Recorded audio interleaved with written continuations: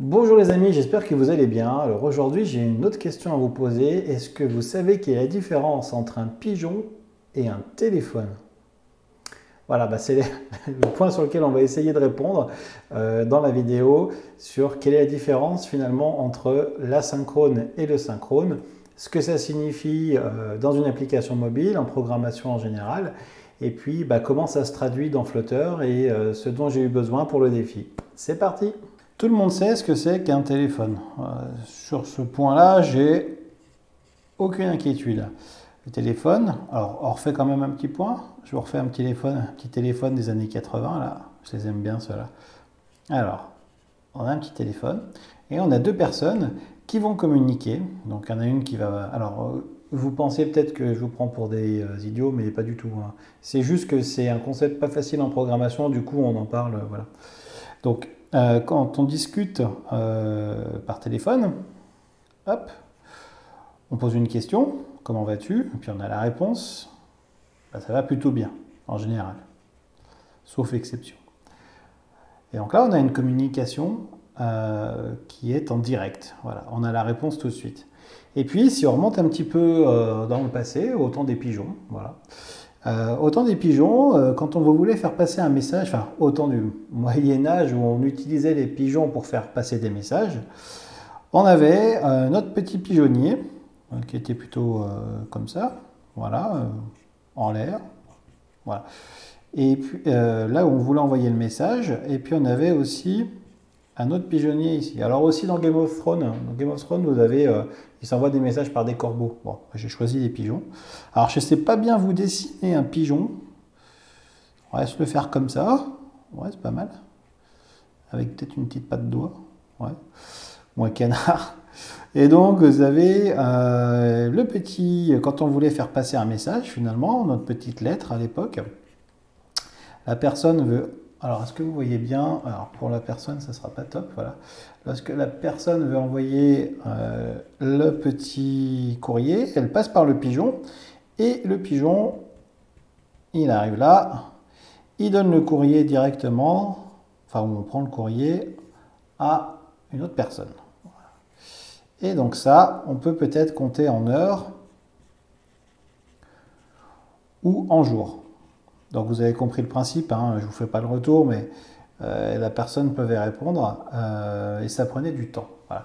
Alors cette notion de temps, c'est ce qui va faire la différence entre une communication synchrone et une communication asynchrone. Et c'est exactement le même principe en informatique. Ici, nous avons la communication synchrone en même temps et asynchrone, vous avez compris où je veux en venir. Bon, alors c'est bien Nico, mais à quoi ça sert tout ça? Eh bien, la plupart du temps, pour les plus anciens d'entre vous, enfin ça existe encore, vous êtes tous tombés sur une application où quand on lance un traitement, on a un petit sablier, où on a un petit curseur de souris qui tourne et l'application ne fait rien. Et on prie pour qu'on n'ait pas perdu nos données, on ne sait pas ce qui se passe derrière, on n'est pas rassuré, et l'application, on sait qu'elle travaille, mais on ne sait pas ce qu'elle fait, on n'a qu'une peur, c'est qu'elle plante. Eh bien ça, c'est quelque chose qui peut arriver quand il y a un traitement unique et que l'application attend que le traitement se termine pour pouvoir finir ses opérations. Voilà. Et donc les traitements synchrones et asynchrones, ça permet de dire en synchrone, on fait quelque chose et on attend tout de suite la réponse. Et tant qu'on n'a pas la réponse, eh ben, c'est comme si on ne raccrochait pas le téléphone. Donc on attend, mais on bloque l'application. Et l'asynchrone, c'est qu'on lance un message et on continue l'application. Et en attendant que le message revienne, on peut faire d'autres choses. Mais on n'est plus bloqué par ce mécanisme. Voilà. Donc ça donne une impression que l'application n'est pas bloquée, ça amène de la fluidité et il y a des subterfuges pour faire patienter l'utilisateur, ce qu'on verra tout à l'heure sur le PC. Voilà la différence entre synchrone et asynchrone. Dans Flutter, eh bien, alors avant de passer sur le PC, je vous explique comment ça se traduit dans Flutter rapidement sur le schéma, et puis ensuite on passe sur le PC. C'est parti! Je vais vous expliquer comment, alors je vais prendre le cas de la récupération de fichiers, comment on récupère des fichiers via une méthode. Alors en code source, on va le faire comme ça. Imaginons qu'on a une liste, alors je vais essayer d'écrire gros, hein. Normalement vous voyez là, voilà. une liste de... Alors, c'est un objet de type liste qui contient des fichiers. Voilà. Donc, ça, c'est ce qui va être retour. Alors, je vous l'écris, puis après, je vous explique. Hein. Donc, on a notre méthode qui va s'appeler get file, ça veut dire fichier, ben, liste, ça veut dire liste. Donc, c'est obtenir la liste des fichiers. Voilà. Puis, on va lui mettre entre parenthèses, par exemple, un filtre. On veut dire qu'on a que les... On veut que les fichiers Excel. Voilà, c'est juste pour être plus concret. Imaginons qu'on ait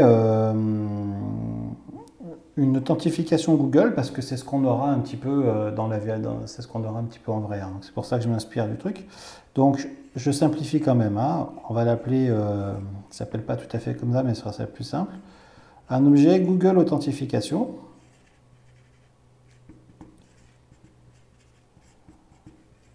Voilà. On va l'appeler AUT égale l'utilisateur point authentification. Imaginons que l'utilisateur, on l'a disponible ailleurs. Voilà. Donc ça, et puis après, une fois qu'on a l'authentification, on retourne le résultat. Donc imaginons qu'il y a eu du code qui s'est fait ici, hein, entre-temps, et on fait un return voilà, avec une variable qu'on va appeler result, peu importe. Hein. Voilà. Et puis là, on a notre accolade, et là, on ferme notre accolade. Donc là, qu'est-ce qu'on a?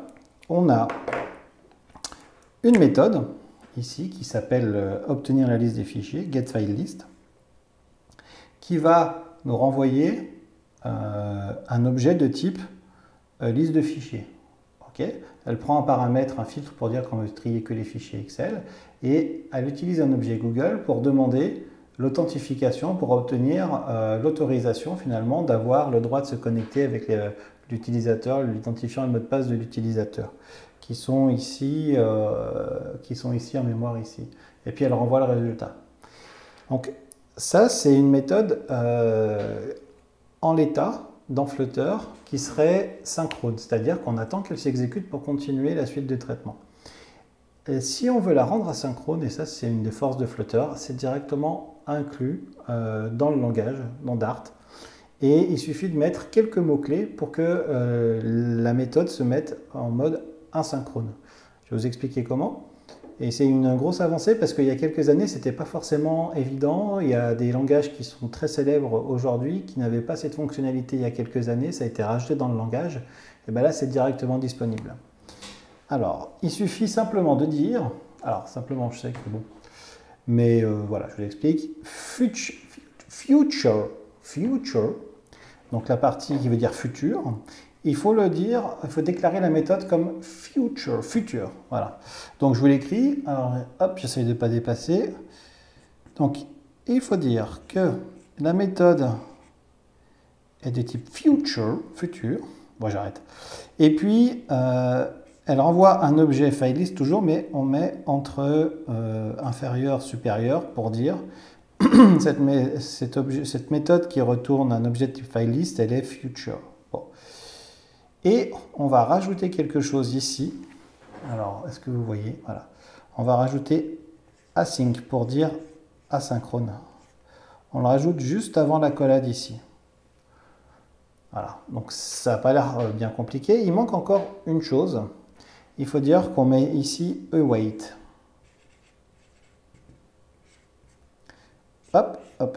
Donc, est-ce que vous voyez bien? Ouais, donc là, on dit que la méthode est de type future. C'est facile à comprendre qu'elle est asynchrone parce que c'est marqué là.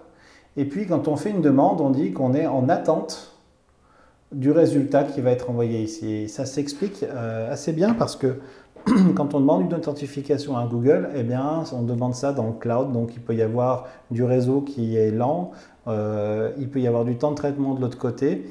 Et on ne veut pas que notre application se bloque en attendant, donc on peut laisser le temps à Google de le faire. On attend, await, attendre, en mode asynchrone, async, comme on a là-dedans, et notre méthode est de type future.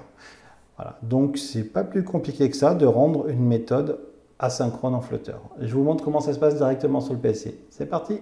Ok, donc on passe sur le PC. Alors, je vous ai ouvert une partie de code. On va voir directement le petit dessin que je viens de vous faire. On va le retrouver un peu plus fourni au niveau du code. Donc, on ne va pas rentrer dans le détail de ce code-là, mais je vous fais juste remarquer ici le future, le async. Alors, je vais essayer de grossir un peu plus. Voilà.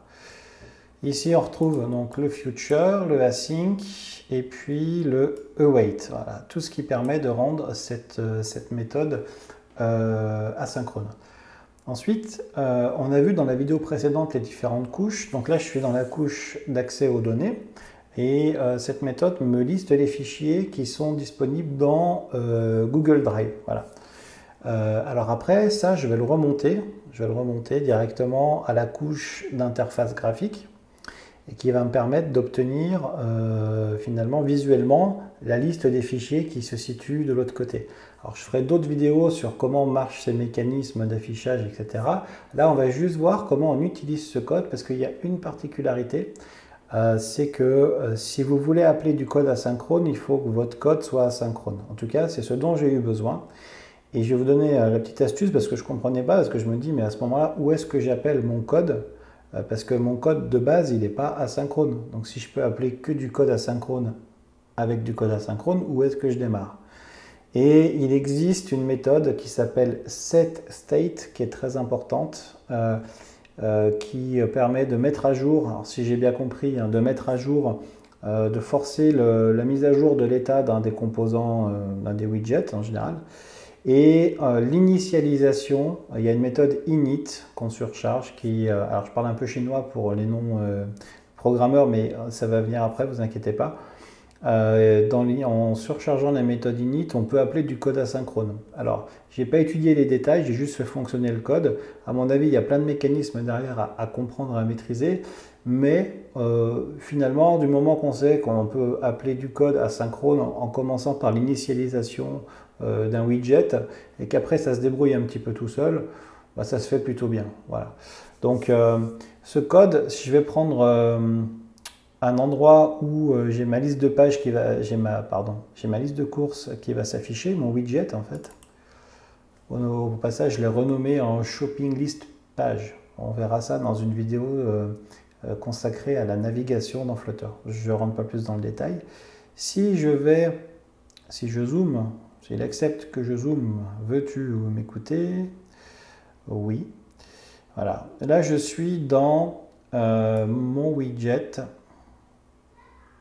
state, d'accord, qui s'appuie sur mon widget ici, shopping list page. Voilà. J'ai mon objet de base, j'ai mon objet state, et si je continue, j'ai une méthode surchargée d'initialisation dans lequel je vais demander de me connecter de manière silencieuse, c'est-à-dire que si l'utilisateur est déjà connecté, je ne leur demande pas ses identifiants, ses mots de passe.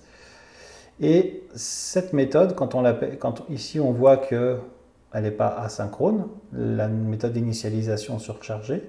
Par contre, sign in silently, ici, elle est juste en dessous, on voit qu'elle passe maintenant asynchrone. Et quand elle est asynchrone ici, ce qu'elle va faire, c'est qu'elle va définir une demande d'authentification. Et ensuite, une fois qu'elle l'a, elle va mettre à jour le statut pour dire je charge finalement, alors on verra dans une autre vidéo, mais je charge mes données du fichier Excel en ligne. Voilà, en gros c'est ça. Donc voilà, la petite transition, une petite note importante dans le code quand on veut utiliser de l'asynchrone, c'est que moi ce que j'ai réussi à faire, c'est de l'utiliser en l'appelant à partir d'une méthode non synchrone, mais uniquement à partir de la méthode d'init surchargée, parce que sinon j'ai un message d'erreur comme quoi il refuse de le faire. Voilà, donc on a vu la différence entre un téléphone et un pigeon voyageur. On a vu un petit peu comment ça se passe dans le code, on a vu à quoi ça sert.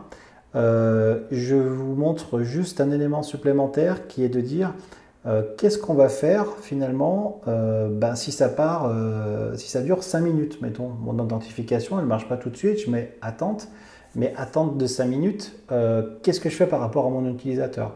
Donc là, j'ai mis en place, donc je me suis inspiré de code existant, une variable qui dit que quand les données ont été chargées, je mets cette variable à jour pour dire les données ont été chargées.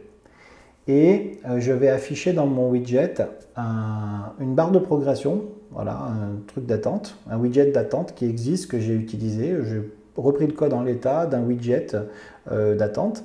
Et on peut dire directement dans l'interface, dans la description graphique présentée à l'utilisateur que tant que la variable fin de chargement finalement est à faux, eh bien on met le widget de progression.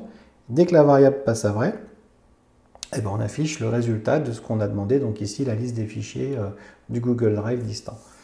Alors ça se passe un petit peu plus bas, alors juste le temps que je le retrouve, load, voilà. Alors j'ai la méthode ici de chargement des données du fichier en ligne où je dis ici, quand j'ai chargé les fichiers et que on verra plus tard ce que ça fait au-dessus, je mets ici content loaded égale true. Donc c'est là où je dis quand ça s'est chargé, quand j'ai fini de charger les fichiers, les données du fichier, je mets à jour cette variable. Et ensuite, dans la méthode qui va permettre de construire visuellement le widget, on retrouve notre barre en haut d'application et en dessous le contenu du widget. Et donc là, on va dire ici que ce qu'on va mettre, c'est que en fonction de la variable content loaded, donc qui se met à jour si on a quand on a chargé l'ensemble des données du fichier distant, en fonction de ça, je vais soit construire mon widget normalement.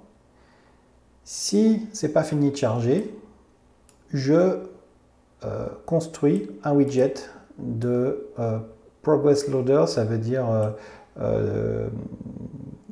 enfin vous avez à peu près compris, c'est mon widget qui permet d'attendre, de faire impatienter l'utilisateur. Donc voilà, ça veut dire ça. Le point d'interrogation permet de dire si suivant ça, on fait soit l'un soit l'autre derrière, en fait. Voilà.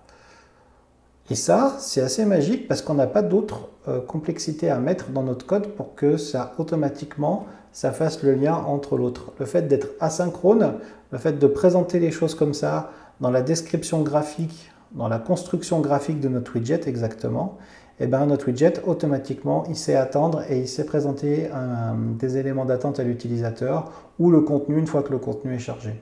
Et ça, c'est un gain de temps vraiment, je trouve, énorme en termes de programmation, parce que c'est facile de rendre une méthode asynchrone et c'est facile de faire attendre visuellement l'utilisateur sans faire des artifices et sans faire des méthodes de blocage comme on pouvait le faire sur d'autres types d'applications. Voilà. Donc voilà, je ne vais pas plus loin, on essaie de faire une vidéo courte. Je vous remercie, voilà. N'hésitez pas à vous abonner à la chaîne, n'hésitez pas, les petits pouces, ça me fait vraiment plaisir. Et puis mon guide d'un ami pour démarrer une carrière de développeur en 6 étapes, voilà, ça me fait vraiment plaisir d'avoir fait ce guide, de le partager, j'ai des super retours dessus, donc n'hésitez pas, si vous êtes développeur, pas développeur, enthousiaste, maker, il y a des choses pour tout le monde à l'intérieur et avec humour. Voilà, je vous dis à bientôt pour la prochaine vidéo, ciao!